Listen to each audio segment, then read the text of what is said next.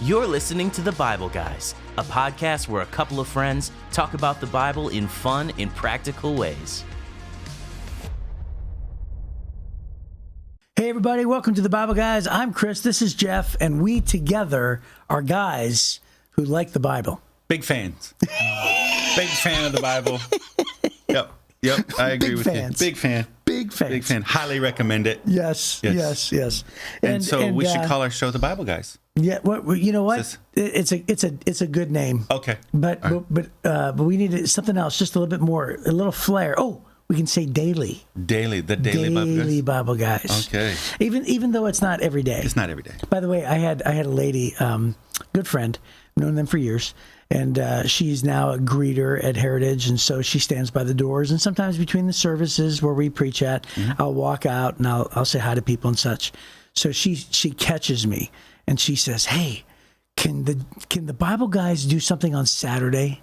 And I said, "Why?" She goes, "I come here on Sundays." So she goes, "I hear you guys on Sunday." She goes, "Then I hear you Monday, Tuesday, Wednesday, Thursday, Friday."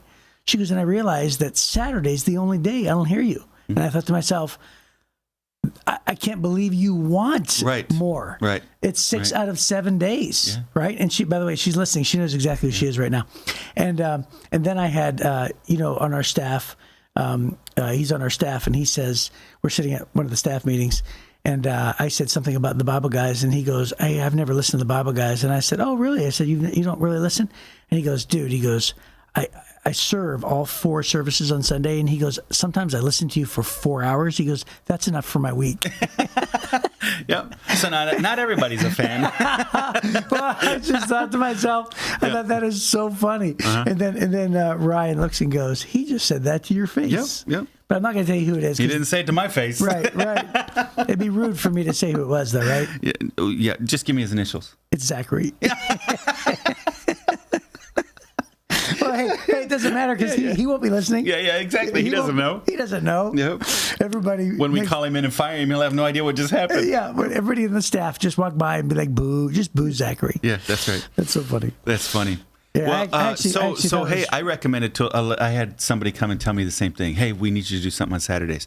And I said, "Listen, on the heritagechurch.com website, we have like 6 years worth of Sunday messages. How about you go back and just start at the beginning and start watching those. Right. And get a reminder. Are you doing everything you've ever heard us teach? No. Go back to the beginning. Right. That'd be good. Because that message is for you. Give us a day off, lady. That's so funny. There you go. Hey, and thank you, by the way, for the compliment. It's wonderful. Very humbling. We are going to do a segment called, and it's a very quick segment, Who's Most Likely? Who's Most Likely? And I like these. I'm trying to think of a new tune. You're trying to sing it like Mailbags? Yeah, there you go. No, I didn't try to sing it like Mailbags. I had a new tune, but it didn't work. Let's go on. No, it was sort of wild. Yeah. So we're going to just go ahead and try to decide quickly. There's only 5 questions. I'll do the first one. Here it goes. You do it. Who's most likely to move to a different country on a whim? This guy. Yeah, of course. Me. It's not even close. Me. It is not even. Me. Listen, hey, the fact that you went to Costa Rica for your sabbatical, and you're like, "Oh, I took my whole family to Costa Rica. We hung out. It was great." My wife is like... We've gone a month. Right. My wife says, "I don't even want to go out of the country, period, ever." Yeah. Because, I'm on the board of this organization in the Dominican Republic. Yeah. And I can go there and stay at a nice place for free sometimes, right. If I tried. And I said, "Hey, would you want to go?" And she goes, I don't want to go there. I don't want to go out of the country." Yeah. I'm like, it's pretty and it's free. She's like, "Nah." Yeah. Yeah, she didn't want to leave. My wife likes to go, and on a regular basis, we're like, let's buy a place in Portugal, or let's buy a place in Panama. Yeah. Because every once in a while you'll hear somebody. I have a friend who got a condo in Florida. Yeah. And I was like, I don't think I want a condo. Condos in Florida are a fortune. Yeah, you can buy a condo in Panama for like 1/10 of what it costs to buy, right? So $18. Yeah, exactly. I was like, hey, let's do that. And every once in a while, we never have, and we probably never will, but we talk about it a lot. Okay, who's most likely to become a mad scientist? I'm going to say me. Is it you? You think so? Is it? Well, it depends. I mean, the scientist part is the thing that throws me. But the insanity part totally makes sense? Yes. You're most likely to go insane? Yes. Okay, let's just leave it at that then. Well, the more hectic And I picture also the spontaneity of somebody who's like a mad scientist, like the lifestyle, you know, and I think that fits me more than it does you. I had a friend who had his dad was a scientist kind of guy. Yeah. And so he always was buying him, the chemical sets, the chemistry sets. Sure. But his dad would supplement the chemistry sets with all kinds of other stuff you normally don't get in kids' chemistry sets. Oh, wow.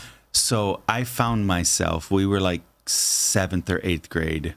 And at that point now, his dad's trusting him with some pretty significant things. We could blow stuff up, right? Wow. And I found myself becoming somewhat maniacal with trying to find ways to blow stuff up, right, in the backyard. I changed my answer immediately to you. I just was like, oh, man. And I remember thinking, this is not good for me. Yeah. Right? Yeah. Like, and if we'd had the internet, I think we would have blown up his entire block. Right. Right. But my mom and dad had bought me a brand new, you remember back in the day when you'd wear like your athletic jackets and it'd have all your patches on it because you're a starter for this or that or whatever. Yeah. So I had one of those. So this must have been 9th grade because I was a starter in 9th grade. And I had one of those brand new jackets. We were doing some stuff in the garage and this thing exploded on us and ate my coat. It was brand new. And we were like, I've told you before, we didn't have any money. You had a Letterman jacket. And I had a Letterman jacket on and it ate holes through my coat all over the place. And it was bad. But yeah, I found myself being very attracted, not to chemistry, but to what chemistry can do. The madness of it. I changed my answer immediately to you. Yeah. All right, number 3.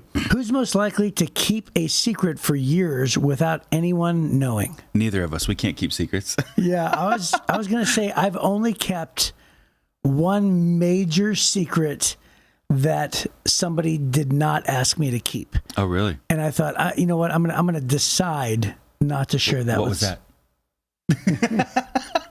I'm not telling. No. Okay. Who's most likely to become a professional gamer?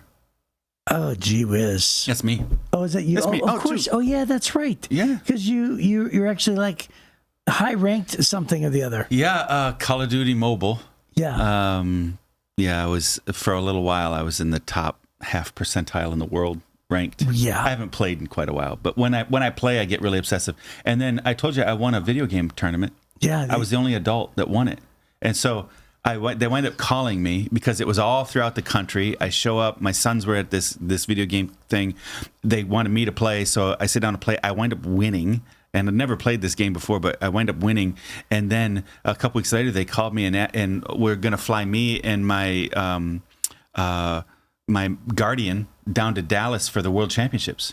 And I was like, well, instead of a guardian, can I bring my wife? And the lady goes, how old are you, Jeffrey? Because it was a Jeffrey on the thing. And I said, well, I'm 40. I can't remember, like 43. She's like, what? And I said, are there not any other adults? And she said, well, you're going to be the oldest one there. And I said, well, what's the average age? And she said, most of them are like 15. So I declined. I didn't go. But it was the World Championships. Yeah? Yeah. Wow. So, yeah. That's hilarious. That's funny. That was inadvertent, and I didn't do it. But they sent me a bunch of prizes, so it was cool. Who's cool. most likely to buy something on impulse and regret it immediately? I don't know. I don't do this often. I don't have many regrets. Right. You're like, well, I don't like it, but it's okay. Yeah, I don't know. I don't buy a lot of things impulsively, and I can't remember a time. Because for me, are you a researcher when you buy? Yes, I think I am. I'm not like I should be. Right. Like I just upgraded my TV was very, very old, like 15 years old. It was on the brink. It flashed a little bit. So I just got like a new TV literally this week. And I probably could have spent hours looking at all the TVs, but I didn't. Yeah. All I did was like, I researched it for like an hour. Oh, okay. And I was like, oh, this one's good. Yeah. When I have a big purchase coming, I research and research. I watch YouTube videos and read reviews. And see, that's what I should do. And that's what I do. So I rarely regret, a thing. I usually talk myself into spending a little bit more to get a better one. Yeah. Right. When you do the research. Yeah. But Yeah, I don't do very many impulse buys, but when I do an impulse buy, it's like the other day, my wife wanted to go to this store. It's a discount store, and she was looking for a couple things. Well, then as I came around the corner into the kitchen area, they had a bunch of glass bowls, like with lids that snap on them. Yeah. And I was like, oh, I need these. And I looked, and they were really inexpensive. Whoosh, I just filled the cart with them because we're in the process of moving right now anyways, and we didn't have anything that matched and nothing that really fit in the thing, and then I couldn't find several of the lids, so I was really happy about that. So I got home and I wound up spending like $50 on like $300 worth of storage things. Yeah. Spent like $50, and I was getting out going, I don't know if I needed those right now, so that might be a little bit of the regret, but it's way better than what we had, and we needed to do something anyways, right? So yeah, in that moment, I thought, I don't know, I needed to spend $50, but I was glad I did. To be honest with you, the TV that I just bought, I opted for the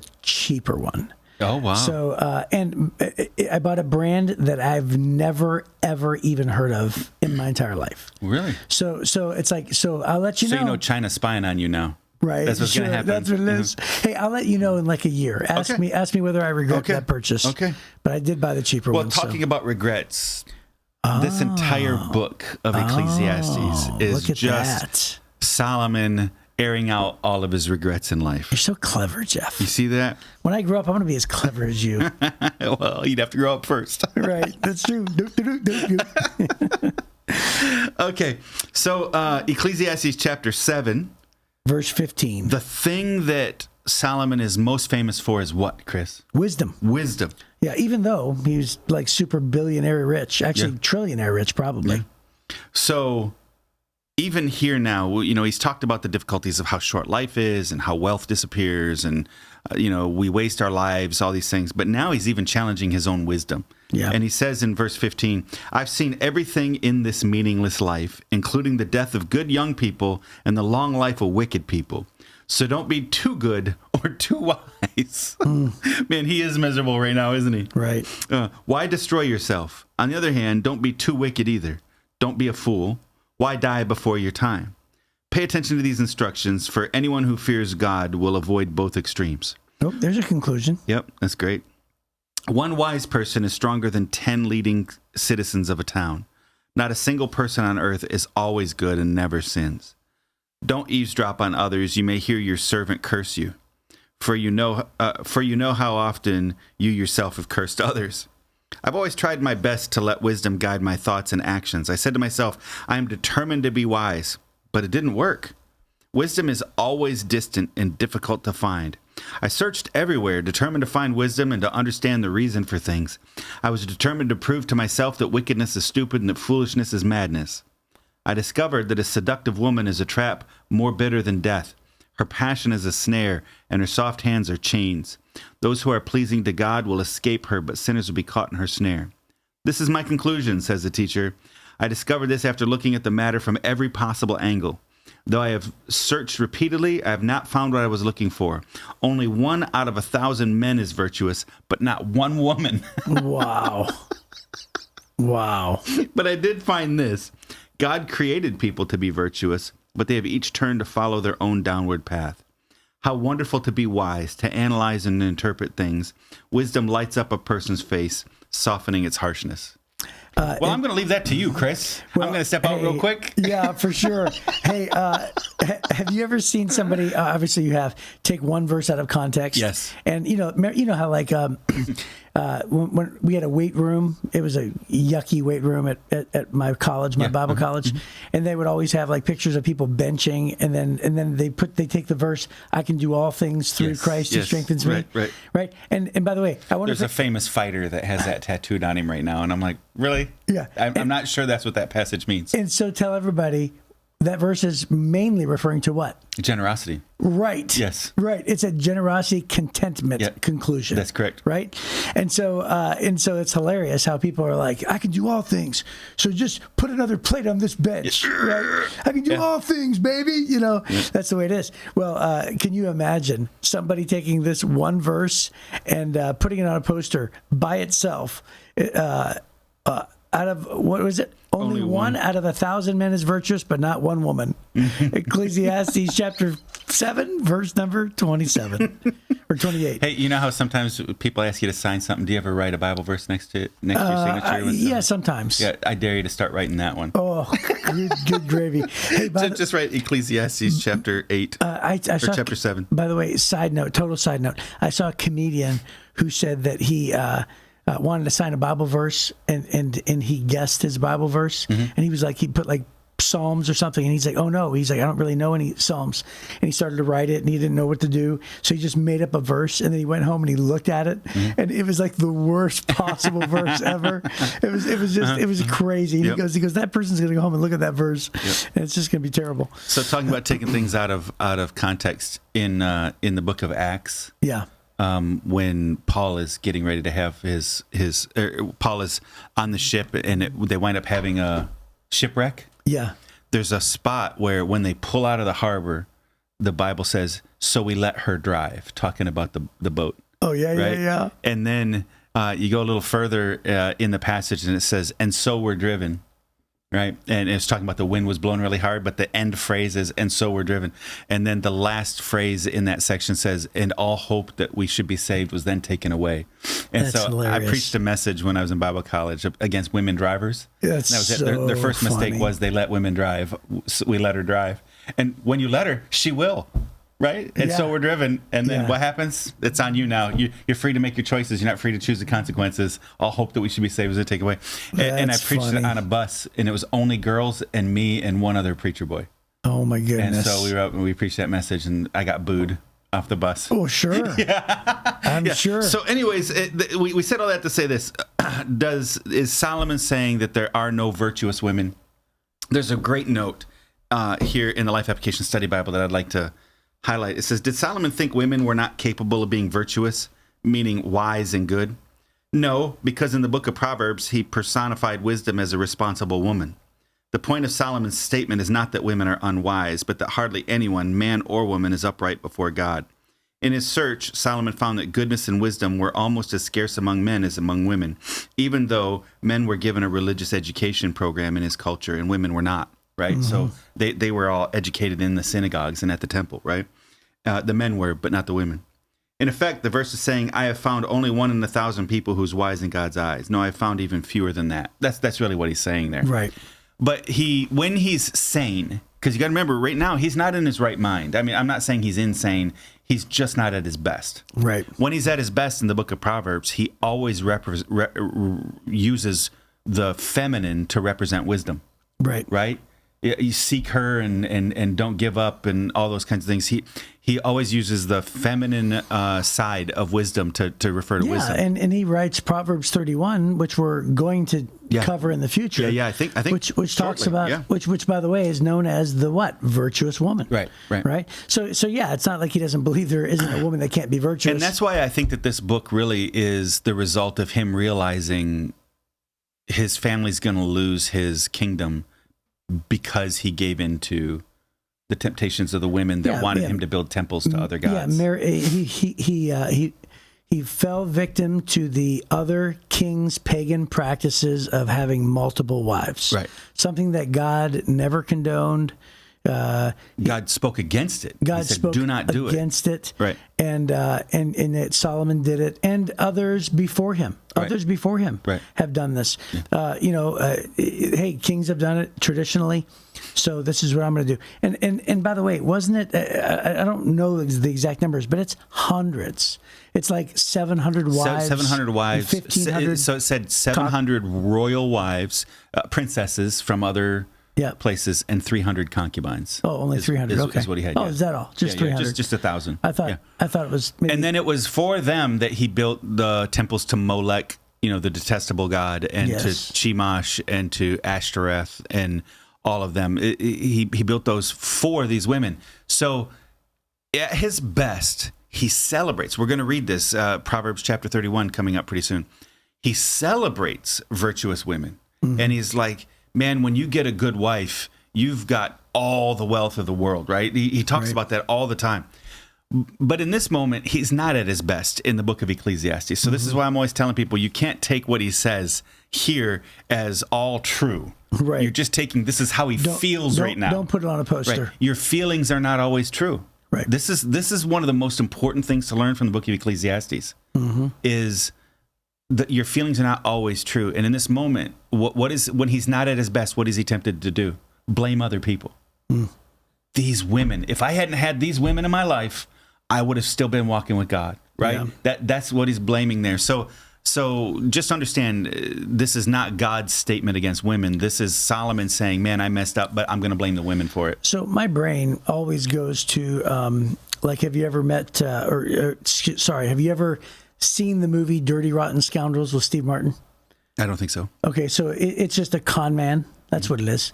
And so think about, so he warns, also in Solomon in Proverbs talks about, stay away from the seductive woman, right? Yeah, sure. She's a trap, and obviously that's what he's referring to as he talks about that, and he says the seductive woman is a trap more bitter than death. Her passion is a snare. Her soft hands are chains, and so think about this. If let's just say you're a woman who has been blessed with good looks, which there are plenty. Isn't it funny? Here we are thousands of years later. What is the same back then is the same now, right? Oh, sure. So women who are blessed with good looks understand that they can use their good looks to get free stuff, right? That happens in the culture like it's happening right now. Right now it's happening, right? People are getting free stuff to good-looking women all the time, okay? It's the way it is.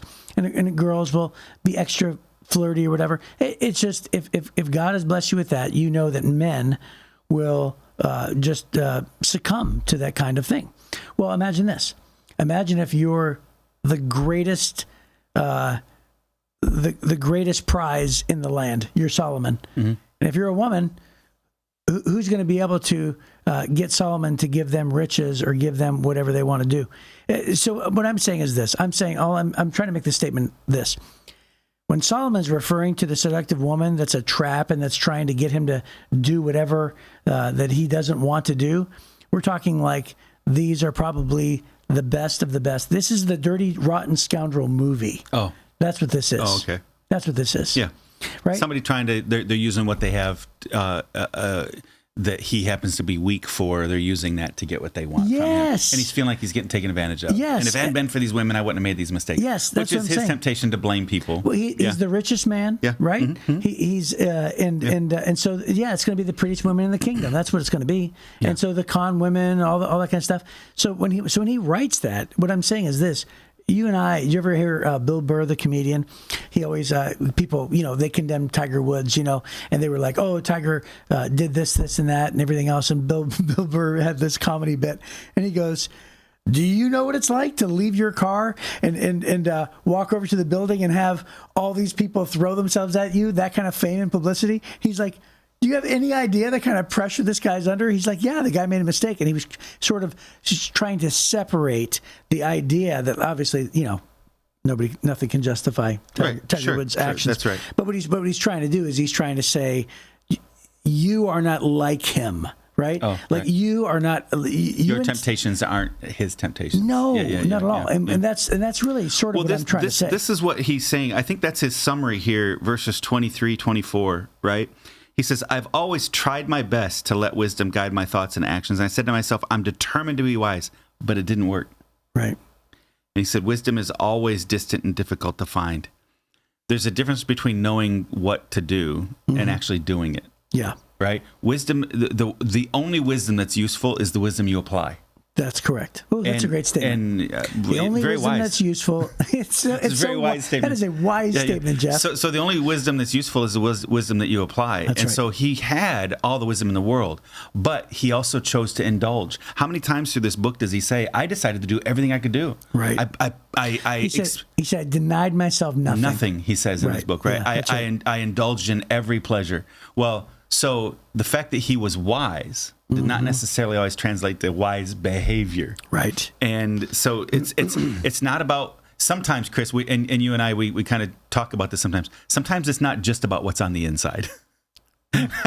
He ruined his life with what's on the outside. Right. That's how he ruined his life. Right. So I need the inside to be right, but I also have to make choices on the outside every single day. And so what he's saying is it didn't work. I thought just having a really wise brain was going to solve all my all my problems. But instead, I indulged in all the wildest things, and it wound up ruining my life. Yeah, and so that's his lack of application of wisdom is what ruined his life. And I think also it's one of the reasons why we can sort of gather or deduct that some of these things he's had to learn through experience. Yes. Right. Mm-hmm. So he gets to the end of his life and he goes, okay, now I understand. Yep. So there's wisdom on the front end, and then there's also wisdom with bad life experience. That's right. And by the way, listening to someone who's older and wiser than you, who says, please don't make the same mistakes that I've made.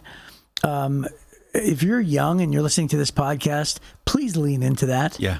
Because truly, you and I both, we've heard our parents and our mentors say certain things, and then we decide to either ignore them or forget about them or not pay attention to them. And then 2 decades later, we go, oh, yeah. Yeah, that was probably a lot more wise than I was thinking at the time. That's right. When I was 21. That's right. Well, I told you about my son when he told me I'm not as dumb as I used to be. Right. He's 30. He'll be 30 in just a couple months, and he told me, you're not as dumb as you used to be. Right. As you grow up, you start realizing, wow, these older people around me are wise. Right. So, that's right. That's all right. Well, hey, that is our time for sure, and we will see you next time on the Bible Guys.